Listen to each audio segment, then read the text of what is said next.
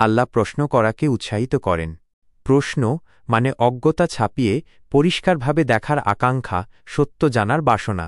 এজন্য আল্লাহ কোরআনে প্রশ্ন করাকে উৎসাহিত করেছেন। যেমন কোরআনের অন্যতম জ্ঞানগর্ভ একটি সূরা, সূরা ইউসুফে আল্লাহ বলছেন, لقد كان في يوسف وإخوته آيات للسائلين ইউসুফ আর তার ভাইদের মধ্যে অনেক নিদর্শন, শিক্ষা রয়েছে তাদের জন্য যারা প্রশ্ন করে। সূরা ইউসুফ ৭। মাঝে মাঝেই আল্লাহ বলেন, এখানে নিদর্শন রয়েছে, মুত্তাকিদের জন্য হেদায়াত রয়েছে, স্মরণকারীদের জন্য হেদায়াত রয়েছে, কৃতজ্ঞদের জন্য হেদায়াত রয়েছে। আর এই আয়াতে আল্লাহ তাদের প্রশংসা করছেন যারা প্রশ্ন করে। এর মানে এই দিনে আপনাকে অনুসন্ধিৎসু মনের অধিকারী হতে হবে। আপনার উচিত না কোনো কিছুকে প্রশ্ন করা ছাড়াই গ্রহণ করা। আপনার জিজ্ঞাসা করা ও বোঝা উচিত। নিজের জন্য দৃঢ় বিশ্বাস তৈরি করা উচিত। একইভাবে রসুল সাল্লাল্লাহু আলাইহি ওয়াসাল্লামের কাছে লোকজন এসে নানান ধরনের প্রশ্ন করত। তারা ছোট বড় সব ধরনের প্রশ্নই করত। যখন তারা কিছু জিজ্ঞাসা করত তখন আল্লাহ তাদের সমালোচনা করেননি। এমনকি আল্লাহ তাদের নাম উল্লেখ করে তাদেরকে কোরআনের অংশে পরিণত করে সম্মানিত করতেন। যেমন, يسألونك عن الخمر والميسر লোকেরা আপনাকে মদ ও জুয়া সম্পর্কে জিজ্ঞাসা করে। সূরা বাকারা ২১৯। চিন্তা করুন, কেউ রাসূল সাল্লাল্লাহু আলাইহি ওয়াসাল্লামের কাছে জিজ্ঞাসা করল, মদ আর কি অত খারাপ জিনিস? কেন এটা এত বড় বিষয়? কেন আমরা মদ পান করতে পারি না? আপনি হয়তো চিন্তা করতেন, আল্লাহ হয়তো কোনো তিরস্কার করবেন যারা প্রশ্ন করার স্পর্ধা দেখায়। কিন্তু ব্যাপারটা তা নয়। প্রশ্নের জবাবে আল্লাহ কেবল উত্তরটা নাজিল করতে পারতেন, কিন্তু তারা যে প্রশ্ন করেছে সেটাও আল্লাহ উল্লেখ করেছেন, তাদের প্রশ্নকে স্বাগত জানিয়েছেন। আপনারা জানেন, আমরা বিশ্বাস করি কুরআনের প্রত্যেকটি শব্দ আল্লাহর পক্ষ থেকে নাজিল হয়েছে।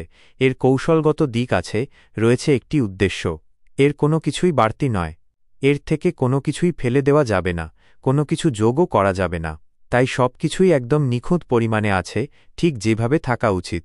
আল্লাহ মদের ব্যাপারে কেবল এটা ওটা বলতে পারতেন, এটা তোমাদের জন্য এমন বা এটা খারাপ। আল্লাহ যা বলতে চাইতেন বলতে পারতেন। আল্লাহ প্রথমে এই বাস্তবতার স্বীকৃতি দিলেন যে তারা এসেছে এবং জিজ্ঞাসা করেছে। তাদের জিজ্ঞাসার স্বীকৃতিটুকুও আল্লাহ উল্লেখ করেছেন। তারা মদের ব্যাপারে আপনাকে জিজ্ঞাসা করল, তারা আপনাকে জুয়ার ব্যাপারে জিজ্ঞাসা করল। يسألونك عن الشهر الحرام قتال فيه তারা আপনাকে পবিত্র মাসের ব্যাপারে জিজ্ঞাসা করেছে। সূরা বাকারা ২১৭। বাস্তবতা হল, মানুষের কাছে আয়াতের এই অংশটা তারা জিজ্ঞাসা করেছে তেমন গুরুত্বপূর্ণ নয়। তারা জানে কেউ জিজ্ঞাসা করেছে, তাদের কাছে কেবল উত্তরটা গুরুত্বপূর্ণ। কিন্তু কেন কেবল উত্তরটা বলে দেওয়া হচ্ছে না?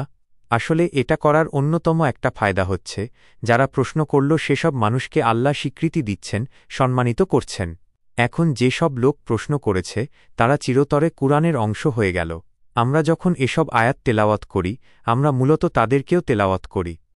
তাই প্রশ্ন করাটা এই দিনে খুবই মহৎ একটা জিনিস। এটা এমন জিনিস আমরা যার নিন্দা করি না। সত্যি বলতে একদম শুরু থেকেই কুরআনে দেখতে পাবেন, আল্লাহ যখন আমাদেরকে ফেরেশতাদের কাহিনী এবং আহের সৃষ্টির কথা বর্ণনা করেছেন, সেই কাহিনীর শুরুতেই একটি চাঞ্চল্যকর মুহূর্তের সৃষ্টি করে। সেটা হল, ফেরেশতারা একটি প্রশ্ন করেছিল, أتجعل فيها من يفسد فيها ويسفك الدماء আপনি কি পৃথিবীতে এমন কাউকে সৃষ্টি করবেন যারা দাঙ্গা হাঙ্গামার সৃষ্টি করবে ও রক্তপাত ঘটাবে? সূরা বাকারা ৩০। তারা প্রশ্ন করল, ফেরেশতাদের ব্যাপারে যে বিষয়টি অবিশ্বাস্য বলে আমরা জানি, আমাদের বিশ্বাস অনুযায়ী ১. ফেরেশতারা আল্লাহর অবাধ্য হন না। لا يعصون الله ما أمرهم ويفعلون ما يؤمرون আল্লাহ তাদেরকে যা করার জন্য আদেশ দেন তারা তাই করে। আত-তাহরিম ৬। ওয়ে ফাতলেওনে ইয়েতো মতরেওনে তাদেরকে যা বলা হবে তারা তা করবে। তারা যা করে তা হল আল্লাহর প্রশংসা করা এবং তাঁর কাছে মাগফিরাত কামনা করা। তারা খোদাদ্রোহী নয়, বরং সবসময় আল্লাহর প্রতি অনুগত। এই একই ফেরেশতারা আল্লাহকে প্রশ্ন করে, আপনি কেন দুনিয়াতে মানুষ পাঠাচ্ছেন? এর অর্থই বা কি? অন্য কথায় বললে, প্রশ্ন করা মানেই খোদাদ্রোহিতা নয়, এটা কোনো সমস্যা নয়, এটা কোনো বাজে কাজ না। যদি তা হতো তবে ফেরেশতারা কখনোই প্রশ্ন করত না। ভুল দেখলে, ভুল মনে হলে শুদ্ধটা জেনে নিব।